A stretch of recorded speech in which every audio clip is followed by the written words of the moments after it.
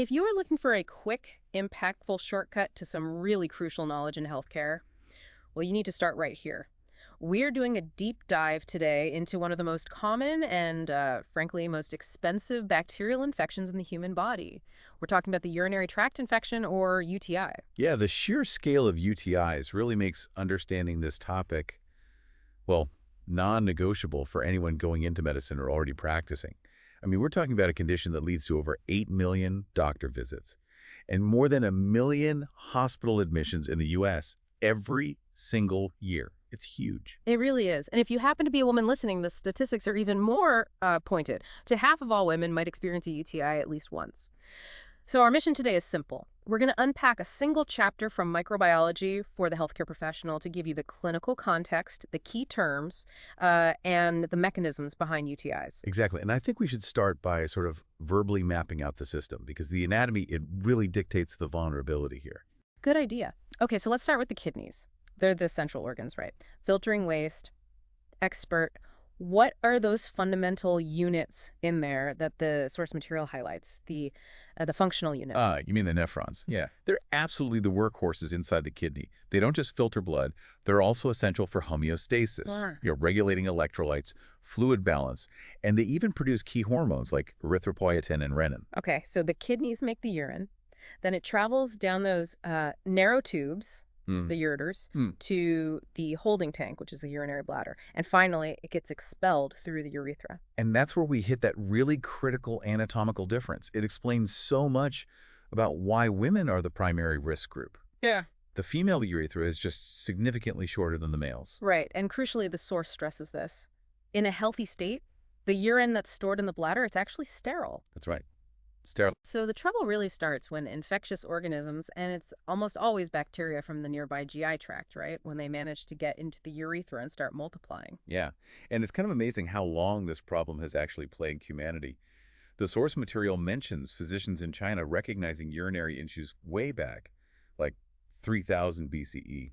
Wow. And the Egyptians noted similar symptoms in the Ebers Papyrus around 1550 BCE, long before we knew about microbes. So back then, they were just sort of throwing around theories. I think Hippocrates connected UTIs to imbalances in the four humors and seeing sand in the urine. Yeah, thinking it was like water contamination or something.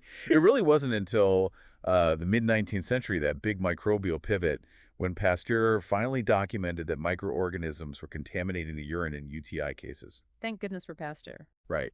And thankfully, modern microbiology lets us appreciate the body's own defenses, too. The system is pretty well protected, actually. You've got the constant one-way flow of urine, which literally washes pathogens away. And there are structural defenses preventing urine from backing up into the ureters from the bladder. Right, that flow is like a constant cleansing system. And you mentioned for men, there's an extra buffer. Yeah, the prostate gland produces secretions that are slightly basic, and that actually helps slow down bacterial growth. A little bit of extra chemical defense there. Okay, but clearly those defenses aren't foolproof. Right. Especially against bugs that have evolved ways to stick around. So if we're looking at the usual suspects when those defenses fail, is there one standout organism, like a reigning champion of the UTI? Oh, absolutely. When you talk UTIs, you're almost always talking about Escherichia coli. E. coli. It is definitely the king of the hill. It's a gram-negative, facultatively anaerobic rod, and it accounts for just the vast majority of cases. Okay, E. coli. But the infection itself, we define it based on where it sets up shop, right? The location matters. Exactly. Let's reinforce that terminology based on location, because it's important.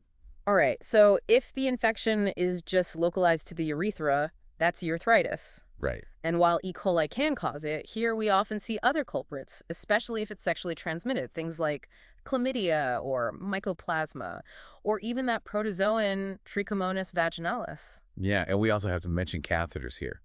In hospitalized or older patients, you very often see urethritis associated with those indwelling catheters. It's a major risk factor. Now, if that infection moves up, gets into the urinary bladder itself, well, that's cystitis. That's your classic bladder infection. Still mostly E. coli causing it at this stage. Still predominantly E. coli, yeah. But you also start seeing other bacteria popping up, like Staphylococcus species, Proteus klebsiella. But the real clinical danger, the thing we worry about, is when cystitis goes untreated and keeps moving upwards. That's when you get to the kidneys. Exactly. That's pyelonephritis, the serious infection of the kidney itself. And again, over 80% of these cases, They're caused by the same organisms ascending from the bladder, so predominantly E. coli.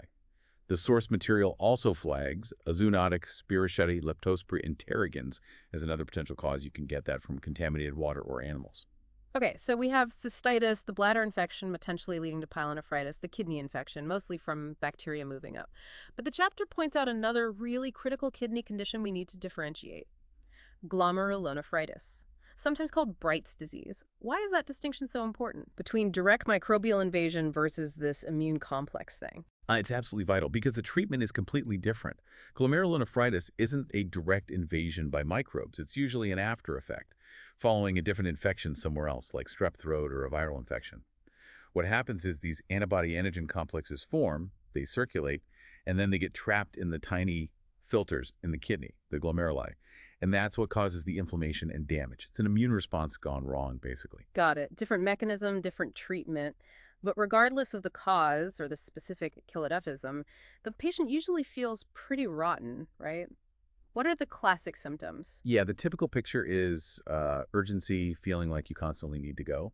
Then there's dysuria, that burning or painful sensation during urination, and often the urine itself looks wrong. It might be cloudy, have a strong smell, or sometimes you can even see blood or pus. We call that hematuria. Okay, so the patient comes in with those symptoms. How does the lab actually diagnose this? What's the process? It's a really meticulous two-stage process in the lab.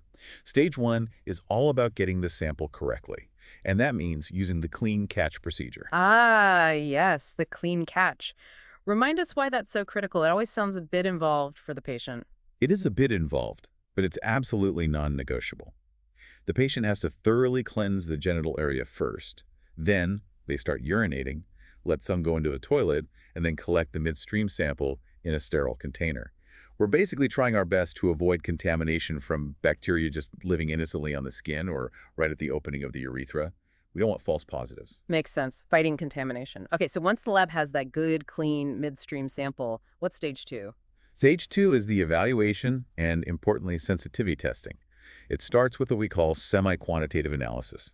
The technician streaks the urine sample onto a blood agar plate using a special calibrated loop and a specific pattern. This lets them estimate the number of bacteria present. Estimate the number. So there's a specific threshold, right? A certain number of bacteria you need to see to call it a UTI. Exactly. We're looking for bacteriuria, which just means bacteria in the urine. But clinically significant bacteria requires finding greater than 100,000 colony-forming units, or CFUs, per 1 milliliter of urine. That's the magic number, generally speaking, that distinguishes a real active bacterial UTI from just, minor contamination. 100,000 CFUs per ml. Okay. Okay. And once they've confirmed that level of bacteria, they do the sensitivity test. Yes, that is absolutely crucial for guiding treatment. They take the bacteria that grew on the plate and test them against a panel of different antibiotics. This shows which drugs will actually kill that specific strain of bacteria infecting that specific patient.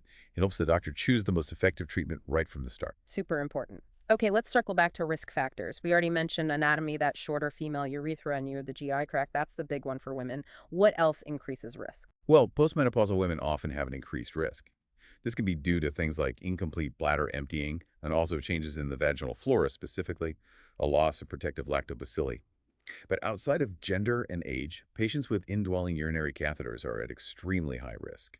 The source says something like 20% of patients catheterized for over 30 days will develop a UTI. Wow, 20%. And the mechanism there is interesting, right? It's about biofilm. Precisely. That catheter provides a perfect inert surface for bacteria to attach to and start forming a biofilm. It's like this slimy protective matrix they build around themselves. It makes it incredibly difficult for the body's immune cells or even antibiotics circulating in the urine to actually reach and kill the bacteria hiding inside. Nasty stuff. What about kids? Are there specific risks for them? Yeah, in pediatrics, sometimes you see structural abnormalities. One key one is vesicouretal reflux, or VUR. That's where urine flows backward from the bladder up towards the kidneys. If that happens especially repeatedly, it can lead to chronic infections and worryingly serious, potentially permanent kidney damage over time. Okay, so given all these risks, anatomy, age, catheters, VUR prevention seems really key. What are the most actionable steps people can take? For absolutely everyone, the basic advice is simple but effective. Drink plenty of water to keep things flushing through. And don't hold it. Don't resist the urge to urinate. For women, specifically, the classic advice still holds true. Always wipe front to back after using the toilet. Showers are generally better than baths. Cleansing before intercourse and urinating right after can help. And avoiding irritating feminine hygiene products is also recommended. Good practical tips. What about for patients with other conditions like diabetes? For diabetics, prevention is really tied into managing their overall health. Careful control of blood glucose levels and blood pressure helps maintain a healthier immune system, which is better equipped to fight off potential infections. Makes sense. And looking towards the future, the chapter mentions some interesting research, something about a vaccine. Yeah, it's quite exciting. Researchers are working on developing a vaccine that targets the pili. Those are the tiny hair-like structures on the surface of E. coli that the bacteria use to actually attach, to stick onto the cells lining the urinary tract. The idea is, if the vaccine can generate antibodies that block those pili, the bacteria just can't get a foothold. They can't colonize. They get washed away before they can even start an infection. That really would be a game changer, wouldn't it? Huge. But for now, treatment mostly relies on antibiotics, tailored to the bug and the patient. That's right. Treatment really depends on the specific pathogen identified by that sensitivity test, and also patient factors like, are they pregnant, diabetic, any allergies.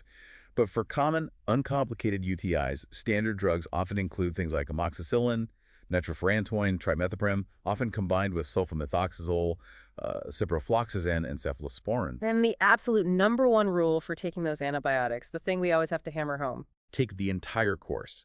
Even if you start feeling better after a day or two, you absolutely must finish all the medication prescribed. That's the only way to ensure you completely eradicate the pathogen and, crucially, prevent the development of antimicrobial resistance. So important. Okay, we've focused heavily on bacteria, especially E. coli, but the chapter does mention other microbes can cause UTIs too, right? Like viruses. Yes, though much less common than bacterial UTIs. Viruses like the JC and BK polyomaviruses can be an issue. They tend to hang out latently in the kidneys. They might not cause problems in healthy people, but they can reactivate if a person becomes immunocompromised. This is a particular concern for transplant patients. We also sometimes see cytomegalovirus or adenovirus that can cause some nasty complications like hemorrhagic cystitis, especially again in that transplant population. Okay, and what about fungi or parasites? Fungal UTIs are most commonly caused by Candida species. You often see this associated with, again, catheters, or maybe after someone's had broad-spectrum antibiotics that wiped out their normal flora, or in immunocompromised individuals.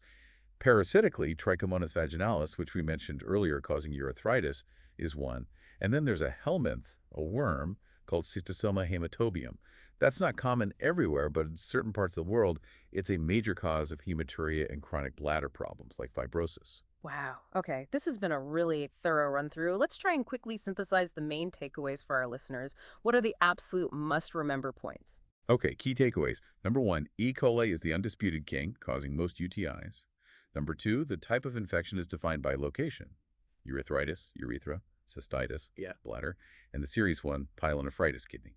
Number 3, diagnosis hinges on a proper clean catch urine sample to avoid contamination, and then confirming significant bacteriuria, usually that 100,000 CFU/ml threshold. And finally, anatomical differences, especially the shorter female urethra, are major drivers of risk, making those prevention strategies really critical, particularly for women. Excellent summary. That brings us perfectly to our final provocative thought, something to connect the dots maybe between a specific microbe and a serious secondary issue. We mentioned Proteus mirabilis earlier as one of the bacteria that can cause cystitis. Why is that particular bacterium sometimes extra worrisome beyond just the infection itself? Proteus mirabilis. Yes, that one's notorious for something specific it does. It produces a powerful enzyme called urese. What urese does is break down urea, which is abundant in urine. This breakdown process dramatically increases the pH of the urine, making it much more alkaline. And in that alkaline environment, certain salts that are normally dissolved in urine start to precipitate out and form crystals.